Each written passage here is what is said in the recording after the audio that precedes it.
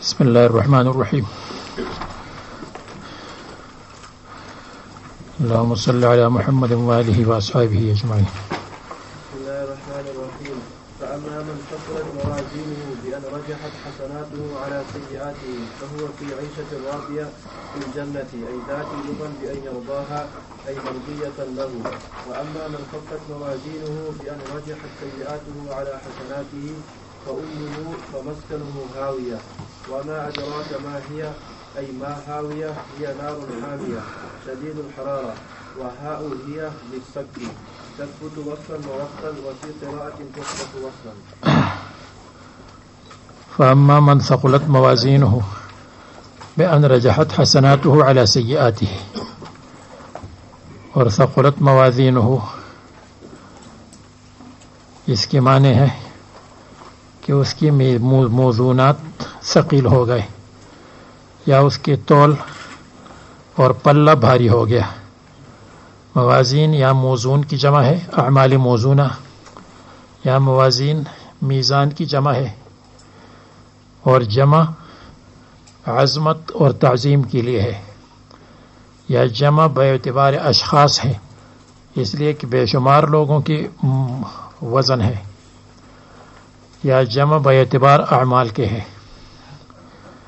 اور اعمال کو تولا جائے گا کما یظہر من بعض الاحادیث، کہ اعمال کو تولا جائے گا. جیسے قربانی کی ہے تو قربانی تولی جائے گی. اخلاق حسنہ ان اثقل شیء فی میزان المؤمن الخلق الحسن، اخلاق حسنہ کو تولا جائے گا. جنازے میں جانا اس کو تولا جائے گا، اور اللہ تبارک و تعالیٰ کے خوف کی وجہ سے رونا اس کو تولا جائے گا. اعلی ھذا القیاس بہت سارے اعمال کا تولنا آیا ہے. یا صحف الاعمال کو تولا جائے گا کما فی حدیث البطاقۃ، جیسے ایک شخص کے اعمال کو تولا جائے گا تو وہ کہے گا میں تو ہلاک ہو گیا، اس لیے کہ حسنات کم ہے اور سیئات زیادہ ہے. اس سے اللہ تبارک و تعالیٰ فرمائیں گے آج میرے ہاں انصاف ہے اور کسی پر ظلم نہیں کیا جائے گا. تو ایک پرچی لی جائے گی، وہ رکھی جائے گی، تو یہ کہے گا کہ ما هذه البطاقة فی هذه السجلات، ان بڑے بڑے رجسٹروں کے مقابلے میں یہ پرچی کیا کر سکتی ہے. معلوم ہوا کہ رجسٹر تولے جائیں گے اور پرچی، جب وہ پرچی رکھی جائے تو اس میں لا الہ الا اللہ محمد الرسول اللہ یا اشہد ان لا الہ الا اللہ لکھا ہوگا. فثقلت البطاقۃ وتواشت السجلات، لمبی حدیث ہے. تو صحف الاعمال تولے جائیں گے اور اصحاب الاعمال تولے جائیں گے. جیسے ایک حدیث میں آتا ہے عبداللہ ابن مسعود کا پیر اللہ تبارک و تعالیٰ کے ہاں ثقیل ہے احد کے پہاڑ سے. اور حدیث میں آتا ہے ایک عظیم سمین آدمی آئے گا اور قیامت کے دن ما یزن عند اللہ جناح بعوضۃ. اور ایک حدیث میں آتا ہے اکول اور سمین آدمی ان الاکول القویہ یأتی یوم القیامت ما یزن عند اللہ وزن شعیرۃ، جو کے برابر نہیں ہوگا. تو اللہ تبارک و تعالیٰ انصاف کو قائم کرنے کے لیے، انصاف کو ظاہر کرنے کے لیے تینوں طریقوں کو سامنے لائیں گے. وزن الاعمال، وزن صحف الاعمال، وزن اصحاب الاعمال، سب ہوگا. تاکہ انصاف ظاہر ہو جائے. پھر جب وزن الاعمال ہوگا تو اس میں دو قول ہے، وزن الاعمال مجردتاً، وزن الاعمال مجسدتاً. یا مجرد عمل کو ڈالا جائے گا، اللہ تعالیٰ اس کو تولیں گے، اور یا عمل کو مجسم بنایا جائے گا، جیسے قیامت سے اٹھیں گے، قیامت میں اٹھیں گے تو ایک شخص کہے گا کہ تم کتنی خوبصورت چیز ہو، تمہارا کتنا خوبصورت چہرہ ہے، تم کون ہو؟ وہ کہے گا انا عملک الصالح، میں آپ کے عمل صالح ہوں، تم مجھ پر سوار ہو جاؤ. دنیا میں تم پر سوار ہوتا تھا، آج تم مجھ پر سوار ہو جاؤ. دنیا میں تم کو میں نے مشقت میں ڈالا تھا، آج تم مجھ پر سوار ہو جاؤ. عمل قبیح والے کے سامنے قبیح شکل آ جائے گی.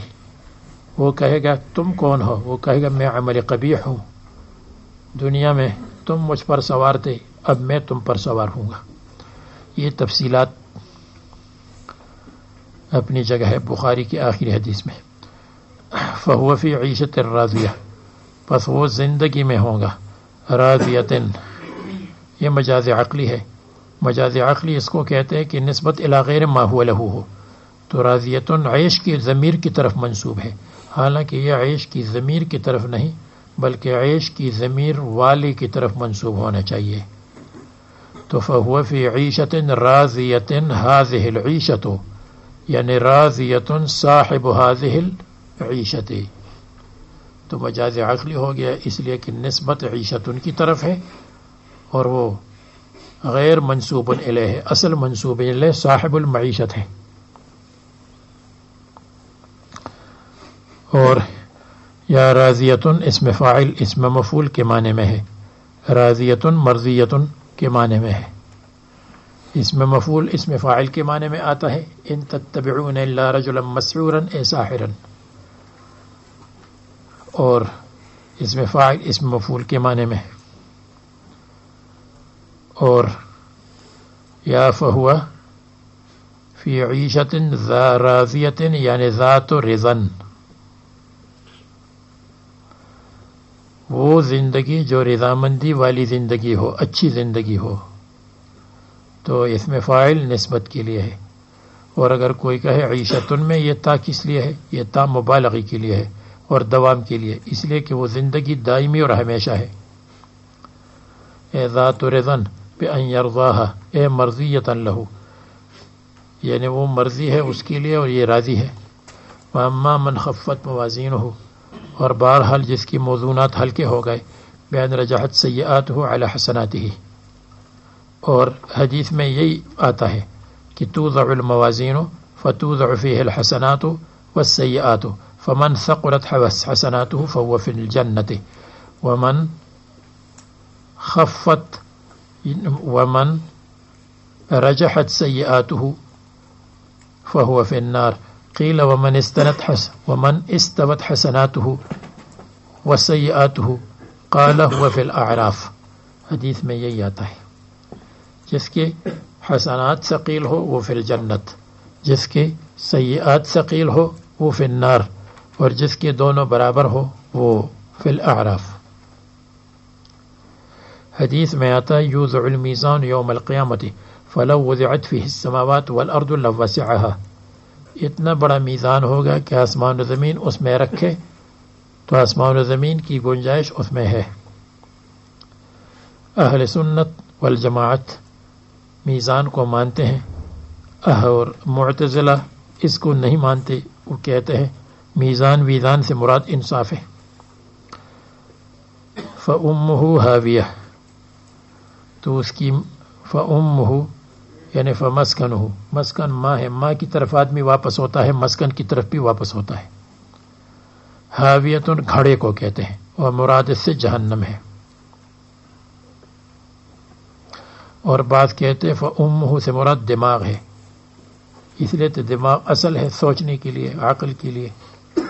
تو اس کا دماغ ہاویتن، ہاویہ ساقطتن،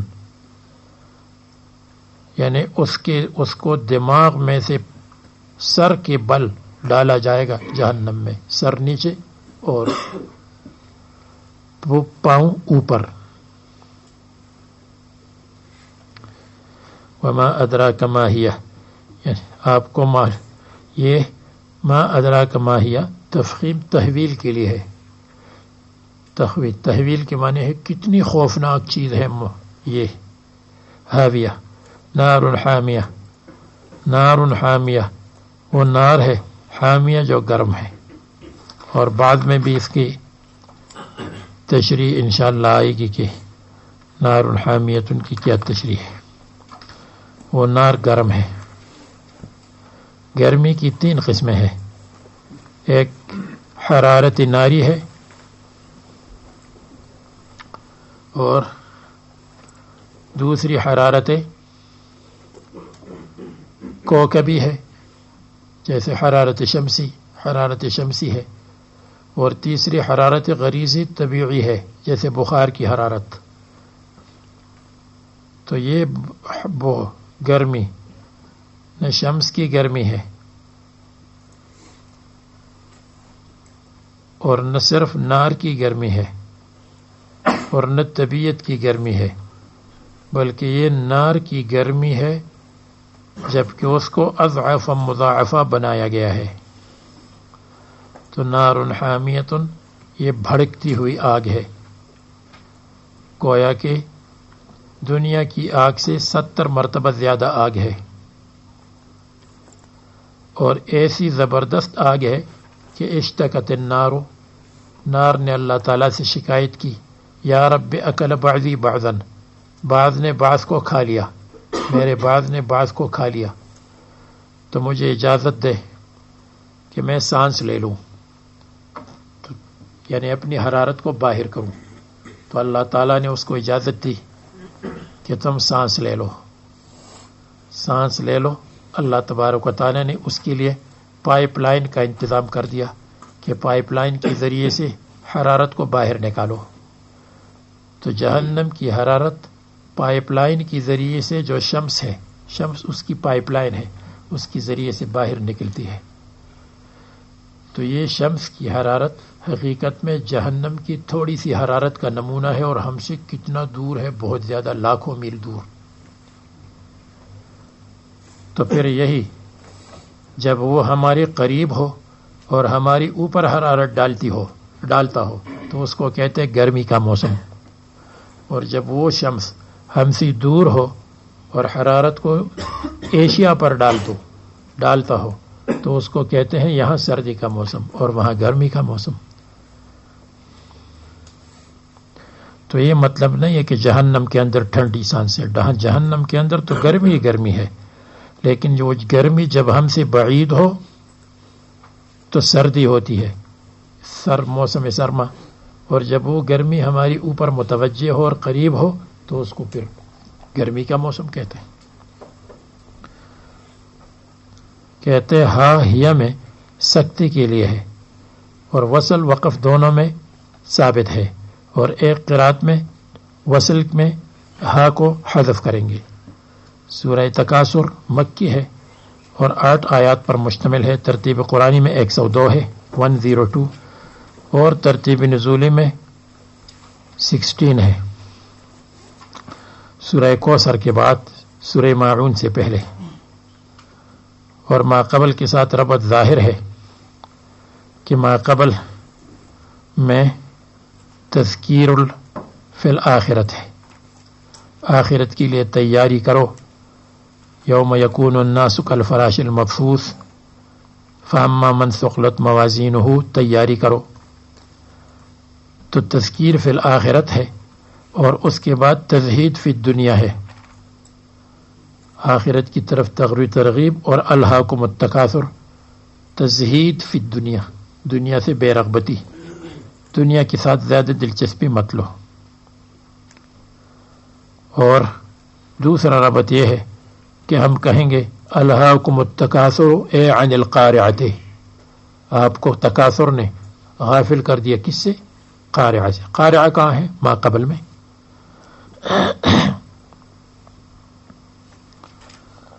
اور نمبر 3 ما قبل میں حاویہ کا ذکر تھا، جہنم کا ایک نام حاویہ ہے، اور آنے والے میں جحیم کا ذکر ہے. تو حاویہ کے بعد جحیم مناسب ہے. لترون الجحیم. اور ایک ربط یہ ہے کہ ما قبل میں وزن اعمال کا ذکر ہے، وزن اعمال حساب ہے، اور ما بعد میں لتسألن یومئذ عن النعیم یہ بھی حساب ہے، تم سے سوال کیا جائے گا نعمت کے بارے میں.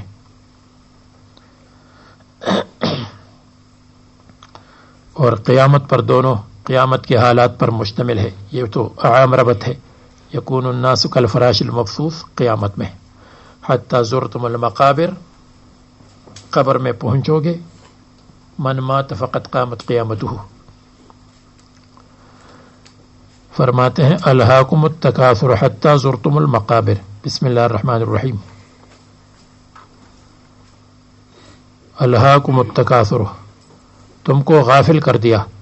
الہا یلہی، الہا غافل کرنا. شغلکم مشغول کر دیا. ایک وہ الہا ہے جو غیر اختیاری ہو، جیسے آدمی نماز پڑھتا ہے اور خیال کسی جگہ چلا جائے. ایک وہ غافل کرنا ہے جو اختیاری ہو، کہ آدمی اپنے اختیار سے کہے بس نماز تو لوگ پڑھتے ہوں گے، پڑھتے رہیں گے، ہم تو یہ کام کریں گے، یہ کام کریں گے. اس کو کہتے ہیں غفلت اختیاری.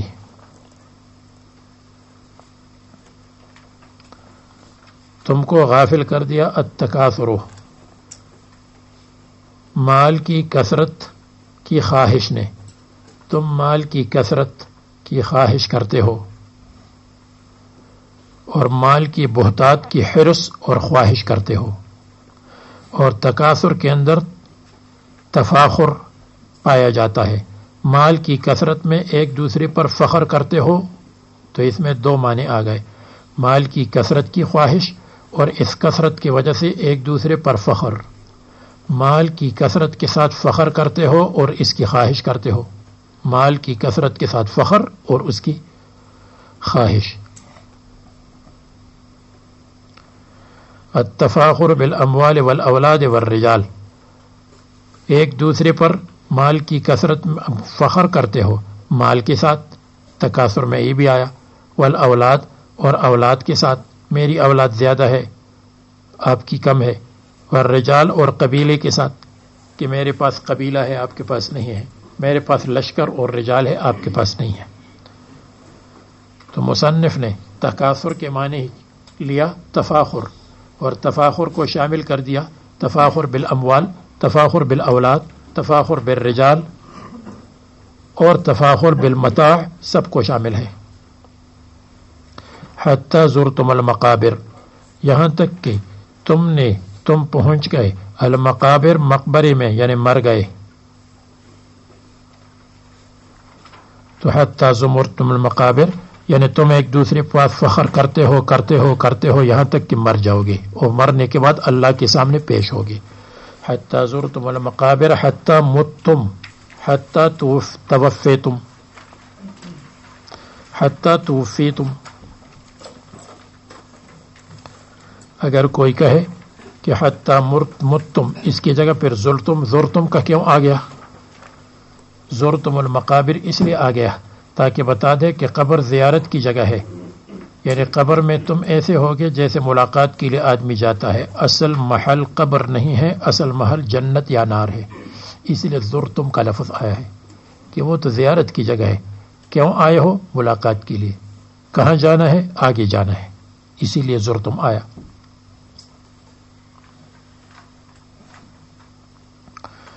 دوسرا معنی یہ ہے کہ حتی زرتم المقابر، تم ایک دوسرے پر فخر کرنے لگے، مال کی کثرت کے ساتھ فخر کرنے لگی، اولاد کی کثرت کے ساتھ فخر کرنے لگے.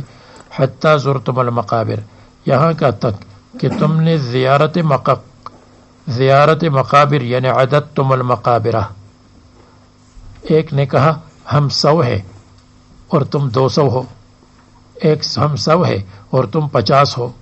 دوسرے نے کہا ہم 50 ہے، چلو چلتے ہیں، اور ہم مقبرے میں قبروں کو گنتے ہیں، ہمارے مردے تمہارے مردوں سے زیادہ ہے. جب ان کو احیاء کے ساتھ ملائیں گے تو پھر ہم زیادہ ہیں. تو حتی زرتم المقابر، یہاں تک کہ تم نے مقبری کی زیارت کی قبروں کی گنتی کے لیے کہ ہماری قبر زیادہ ہے تم سے، تو ہمارا قبیلہ تم سے زیادہ ہے، قوت رجولیت ہمارے اندر زیادہ تھی، یہ مطلب ہوگا۔ اور تیسرا معنی یہ ہے حتی زرتم المقابر، تم مال کی کثرت اور فخر کرتے ہو یہاں تک کہ مال کی کثرت کے لیے مقابر کی زیارت کرتے ہو کہ چلو فلان قبر پر جاتے ہیں، وہاں مانگیں گے اور وہاں پر مال مانگیں گے۔ تو حتی زرتم المقابر اس لیے کہ کوئی قبر لوگوں نے مقرر کی ہے کس کے لیے؟ فلان قبر ہے فلان بیماری کے لیے، فلان قبر ہے فلان بیماری کے لیے، فلان قبر ہے مال کے لیے۔ تو حتی زرتم المقابر یہ معنی خلاف ظاہر ہے، اس لیے کہ یہ مسلمان کرتے ہیں، کافر نہیں کرتے تھے۔ کافر تو اصنام کی عبادت کرتے تھے، یہ نہیں ہے کہ فلان جگہ قبر ہے۔ ہاں اگر وہ ایسا کرتے ہوں تو پھر زمرتم المقابر یہ معنی بھی ہے۔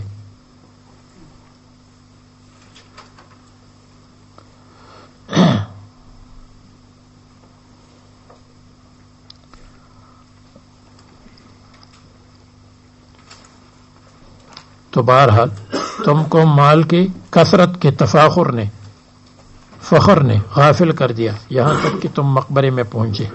بیان متم فدفنتم فیہا، تم مر گئے اور دفن ہو گئے۔ یا عددتم الموتا تکاثرن، موتا کو تم نے شمار کیا تکاثرن، فخر کے لیے، تکاثر اور فخر کے لیے، یہ دوسرا معنی۔ اور ایک معنی چھوڑ دیا، وہ معنی زیادہ مضبوط بھی نہیں۔ کلا سوف تعلمون، کلا ایسا نہیں کرنا چاہیے۔ سوف تعلمون عند النزع، ثم کلا سوف تعلمون فی القبر، اور اس کے بعد لترون الجحیم، یہ آخرت ہے۔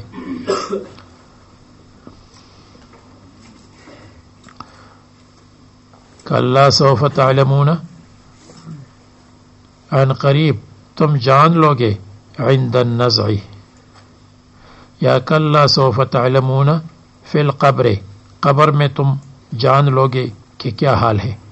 اور ثم کلا سوف تعلمون فی الآخرۃ، تو حضرت علی سے یہ مروی ہے کہ ہم عذاب قبر میں شک کرتے تھے یہاں تک کہ یہ آیت نازل ہوئی تو عذاب قبر پر ہمیں یقین آیا۔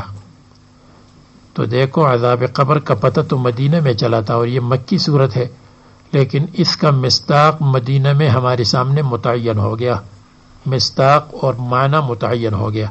پہلے تو ہم ویسے کہتے تھے کہ یہ تاکید کے لیے ہے، سوف تعلمون ثم کلا سوف تعلمون، اس کو محمول کرتے تھے تاکید پر، لیکن بعد میں ہمیں پتہ چلا نہیں، تاکید کی بات نہیں ہے، تاسیس ہے۔ اور پہلے سے مراد ہے عذاب قبر اور دوسرے سے مراد ہے عذاب آخرت۔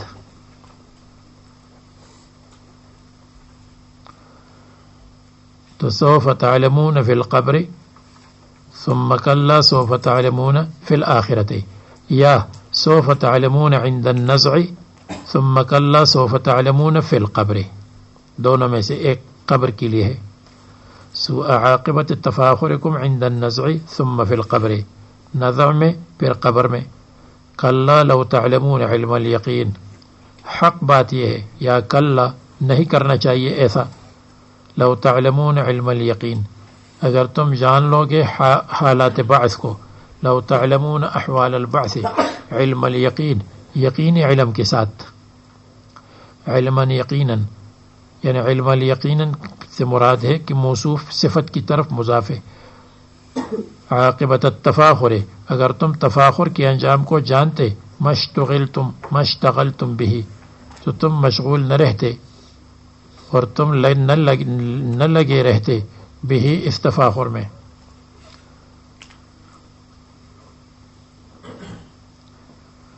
لترون الجحیم، تم ضرور دیکھو گے جہنم کو، من البعید، دور سے اس کو دیکھو گے۔ اور جواب قسم محذوف ہے، یعنی یہ جو آیا ہے کلا سوف تعلمون ثم کلا سوف تعلمون، کلا لو تعلمون علم الیقین لترون واللہ لترون الجحیم واللہ لترون الجحیم، اللہ کی قسم تم ضرور دیکھو گے جحیم کو.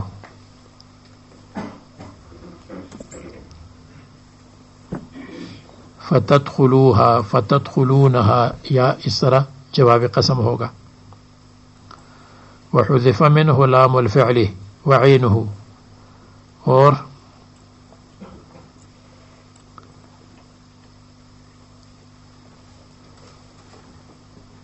یہ پھر پڑھنا چاہیے لترون الجحیم النار، یہ ہونا چاہیے جواب القسم محذوف، قسم کا جواب محذوف ہے. یہ ایسا ہونا چاہیے کہ اصل میں یہ جواب ہے قسم محذوف کے لیے، جواب قسم محذوف نہیں ہے بلکہ یہ جواب ہے قسم محذوف کے لیے. تو معنی یہ ہے کہ واللہ یہ قسم ہے، اور لترون الجحیم یہ اس کا جواب قسم ہے. تو اصل میں یہی ہوتا ہے، جواب القسم محذوف، قسم کا جواب محذوف ہے، یعنی جواب لقسم محذوف، قسم محذوف کے لیے یہ جواب ہے. قسم محذوف ہے واللہ، اور لترون الجحیم اس کے لیے جواب ہے. وحذف منه لام الفعل وعینه، اور اس میں سے لام فعل اور عین محذوف ہے، یعنی لترون اصل میں ہے لترون، تو لتر میں حمزہ حذف کیا گیا اور حمزہ کی حرکت ما قبل کو دی، اور لتر اون میں پہلا واو بھی حذف ہوا تو لترون بن گیا، حمزہ بھی چلا گیا اور ایک واو بھی، اصل میں دو واو ہے لتر اون، حمزہ واو گیا اور لترون ہو گیا. تو لام الفعل واو ہے، وعینہ حمزہ، والقی حرکتها، اور حمزہ کی حرکت ڈال دی گئی علی الراء را پر. ثم لترونها عین الیقین، پھر تم اس کو دیکھو گے عین الیقین، یقین کی آنکھ سے، یعنی مشاہدہ کی آنکھ سے. تو یہ علم مشاہدہ ہو جائے گا. تو علم الیقین اس کو کہتے ہیں کہ کسی چیز پر یقین ہو، اور عین الیقین اس کو کہتے ہیں کہ مشاہدہ ہو، اور حق الیقین اس کو کہتے ہیں کہ اس کے اثر کو لے لے، اثر کو قبول کر لے. النار محرقۃ عین الیقین، علم الیقین ہے. وَإِذَا رَأَيْتَ النَّارَ تُحْرِقُ، تو یہ عین الیقین ہے. وَإِذَا جَلَسْتَ عِنْدَ النَّارِ وَقَعَدْتَ عِنْدَ النَّارِ، تو اس کو کہیں گے حق الیقین، آپ نے اس کے اثر کو قبول کیا. کیونکہ رأى اور عاینہ ایک معنی میں ہے. تو عین الیقین مصدر ہے، یعنی مفعول مطلق ہے. ثم لترونها عین الیقین ثم لتسألن، پھر تم سے سوال کیا جائے گا. لتسألن میں وہی ہے لتسألن لتسألونن، تو واو بھی گئی اور نون بھی گئی تو لتسألن ہو گیا. یومئذ، یہ لالتقاء الساکنین تک کا خلاصہ میں نے بیان کیا. یومئذ جس دن اس کو دیکھو گے تو تم سے سوال کیا جائے گا عن النعیم، نعمتوں کے بارے میں. نعمت کے بارے میں کیسے سوال ہوگا کہ تم کو ہم نے نعمتیں دی تھی، صحت، فراغ، امن، کھانا پینا، تم نے اس کا شکریہ ادا کیا، یعنی تین سوال کیے جائیں گے. من این اکتسبت وفیما انفقت وهل شکرت ام لا، کہاں سے کمایا، کہاں پر خرچ کیا، کہاں سے کمایا، حلال ہے یا حرام، کہاں پر خرچ کیا، مستی میں خرچ کیا یا پستی میں خرچ کیا، پستی کا مطلب تواضع میں، اور پھر یہ کہ تم نے اس کا شکر ادا کیا یا ناشکری کے بیابان میں پھرتے رہے. تو ایک اعرابی نے کہا کہ ہمارے پاس تو اسودین ہے، اس کے بارے میں ہم سے پوچھا جائے گا، یعنی ہمارے پاس تو بس دو کالی چیزیں ہیں، پانی ہے اور کھجورے ہیں. کھجور کالا ہے تو اس کو غلبہ دیا پانی پر. رسول اللہ صلی اللہ علیہ وسلم نے فرمایا یہ ہوتا رہے گا اور چیزیں آپ کے پاس آ جائیں گی, مزید نعمتیں آپ کو ملیں گی. اور ایک روایت میں آتا ہے کہ کیا اللہ تعالیٰ نے صحت نہیں دی, کیا اللہ تعالیٰ نے سایہ نہیں دیا, کیا اللہ تعالیٰ نے پانی کھانا نہیں دیا, یہ بھی تو نعمت ہے. اور عن النعیم میں اعضاء بھی شامل ہے کہ تم کو ہم نے آنکھیں دی تھی, کہاں استعمال کی.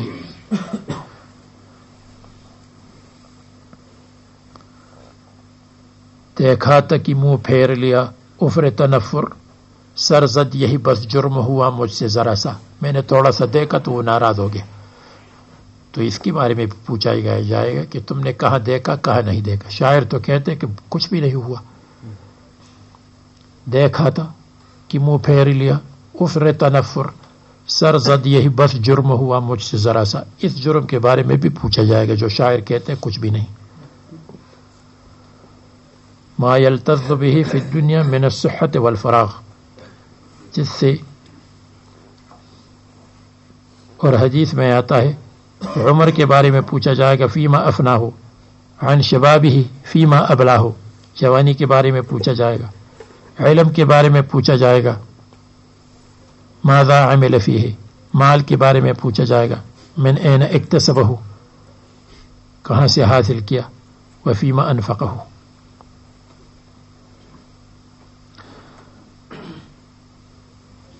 وغیر ذالک. ایک مرتبہ رسول اللہ صلی اللہ علیہ وسلم بھوکے تھے اور باہر نکلے, اتنے میں ابو بکر صدیق اور عمر بھی آئے. رسول اللہ صلی اللہ علیہ وسلم سے کہا ہم اس وجہ سے نکلے ہیں جس وجہ سے آپ نکلے.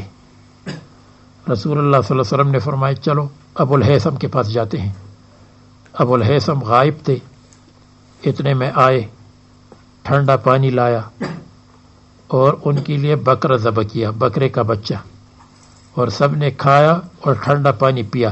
رسول اللہ صلی اللہ علیہ وسلم نے فرمایا ثم لتسألن یومئذ عن النعیم, اس نعیم کے بارے میں آپ سے پوچھا جائے گا. کتاب کی طرف دیکھو انیس الرحمن.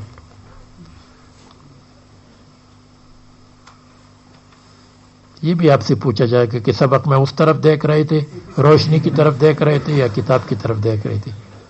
ان کی شکل آپ نے نہیں دیکھی, میں تو بار بار ان کی طرف دیکھتا ہوں. چلو فرماتے ہیں سورۃ والعصر مکیۃ او مدنیۃ 3 آیات.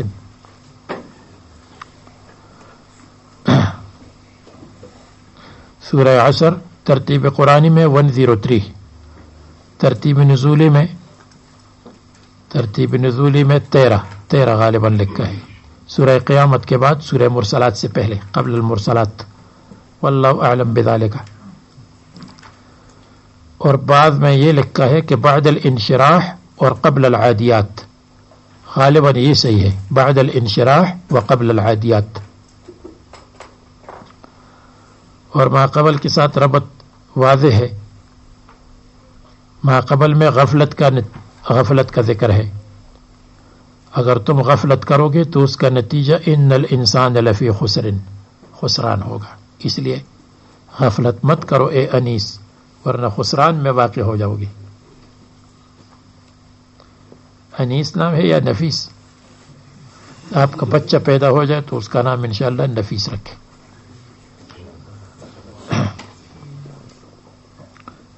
اور اگر یہ نہ ہو تو بھائی عبدالوہاب صاحب ان کا نام رکھے. دوسرا یہ ہے کہ ما قبل صورت میں تھا لتسألن یومئذ عن النعیم, تم سے نعیم کے بارے میں پوچھا جائے گا. اور سوال جب ہوگا تو اس کی نتیجے میں بعض ہوں گے فائزین, بعض ہوں گے خاسرین. تو سوال کا نتیجہ آنے والی صورت میں مذکور ہے ان الانسان لفی خسر, یہ خاسرین ہے. الا الذین آمنوا وعملوا الصالحات, یہ مفلحین ہے. تو 2 قسمیں ہو جائیں گی سوال کے نتیجے میں. اور تیسرا ربط یہ ہے کہ ما قبل میں ثم لتسألن یومئذ عن النعیم ہے, تم سے نعیم کے بارے میں سوال کیا جائے گا, نعمتوں کے بارے میں. سوال کیا جائے گا. تو کچھ لوگ کامیاب ہو جائیں گے، کچھ لوگ ناکام ہو جائیں گے. تو ثم لتسألن یومئذ عن النعیم، اس میں کامیابی اور خسارے کا ذکر اجمالاً آیا، اور ان الانسان لفی خسر اس میں تفصیلاً آیا. وہاں خسارہ اور کامیابی اجمالاً اور آنے والی صورت میں تفصیلاً. اور ایک ربط یہ ہے کہ ما قبل صورت میں عذاب کا ذکر تھا، لترون الجحیم، اور آنے والی صورت میں عذاب سے نجات کے اسباب کا ذکر. عذاب سے نجات کے اسباب کیا ہے؟ نمبر 4 ہے آمنوا عملوا الصالحات تواصوا بالحق تواصوا بالصبر. بسم اللہ الرحمن الرحیم.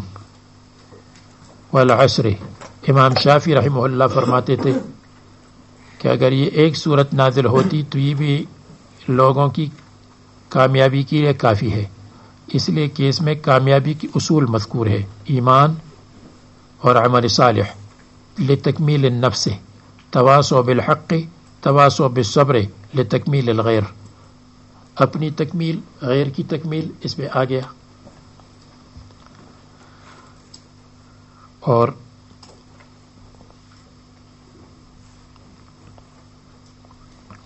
صحابہ کرام جب ایک دوسرے سے ملاقات کرتے تھے تو ایک دوسرے کو سورہ عصر سناتے تھے، یعنی یہ گویا کہ تبلیغ اور دعوت کا قائم مقام. والعصر، اور تاریخ کی قسم، زمانے کی قسم، جو گزرا ہوا زمانہ ہے، پورے زمانے پر آپ نظر ڈال دے تو ان الانسان لفی خسر، انسانوں کی میجارٹی خسران میں ہے. الا الذین آمنوا وعملوا الصالحات، کچھ مستثنیات ہے.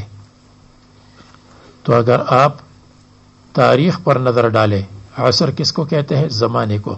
نوح علیہ السلام کا زمانہ ہو اس کو دیکھو، لوط علیہ السلام کے زمانے کو، ابراہیم علیہ السلام کے زمانے کو دیکھو، قوم عاد اور قوم ثمود پر نظر ڈالو، جس زمانے کو دیکھو گے تو آپ کو یہی نظر آئے گا.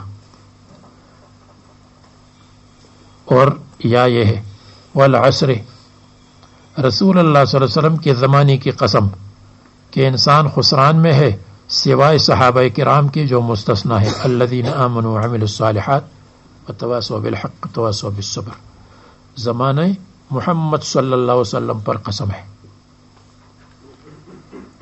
یا یہ ہے کہ وقت عصر پر قسم ہے کہ عصر کے وقت لوگ کاروں کو دوڑاتے ہیں اور مسجدوں میں نہیں آتے، تو اس پر قسم ہے کہ انسان تاوان میں ہے سوائے کچھ لوگوں کے. تو عصر کا وقت لوگ حساب کتاب میں مشغول ہیں، دکانوں میں مشغول ہیں، اور لوگ راستے میں مشغول ہیں اور مسجدوں کی طرف توجہ نہیں ہے. تو عصر کے وقت میں یہ چکر ہوتا ہے. اور یا والعصر، اور عصر کی نماز کی قسم، جو عصر کی نماز مبارک نماز ہے جس میں ملائکۃ اللیل والنہار جمع ہوتے ہیں، تو اس کی قسم ہے کہ انسان خسران میں ہے، اہم نمازوں سے غائب رہتا ہے اور اہم نمازوں کا خیال نہیں رکھتا.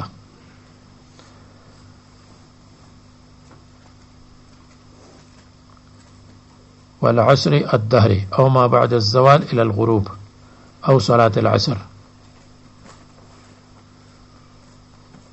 تو بتایا کہ اشتغال بالدنیا مت کرو، ذکر آخرت کرو. ذکر آخرت یہ ہے بے شک انسان خسران میں ہے. الا الذین آمنوا وعملوا الصالحات فلیسوا فی خسران وتواصوا اوصى بعضهم بعضا بالحق، بعض کو حق کی وصیت کرتے ہیں، ایمان کی وصیت، خیر کی وصیت، قرآن کریم کی وصیت کرتے ہیں. وتواصوا بالصبر، اور ایک دوسرے کو صبر کی وصیت کرتے ہیں. صبر علی الطاعت کرو، صبر عن المعصیت کرو، اور صبر علی المصیبت کرو، اور صبر عن اللذات کرو. یا وتواصوا بالحق امر بالمعروف کرتے ہیں، وتواصوا بالصبر اور نہی عن المنکر کرتے ہیں، وصیت کرتے بالصبر کہ تم منکر سے باز آ جاؤ، منکر سے پیچھے ہٹ جاؤ، اور یا تواصوا بالحق حق کی وصیت کرتے ہیں کہ شبہات سے بچو، حق کو پکڑ لو اور شبہات سے بچو، وتواصوا بالصبر اور صبر کی وصیت ایک دوسرے کو کرتے ہیں کہ شہوات سے بچو، وہاں شبہات یہاں شہوات، باقی اس میں بہت تفصیلات ہیں، اس کو بیان کرنا مشکل ہے۔